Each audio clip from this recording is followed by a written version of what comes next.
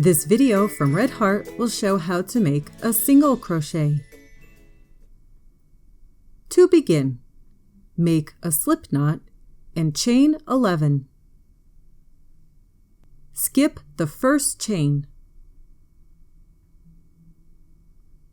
Insert the hook into the top loop of the next chain. Yarn over.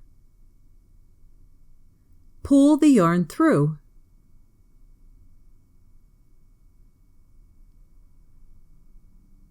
Yarn over. Pull the yarn through both loops. This completes one single crochet. Insert hook into the next chain.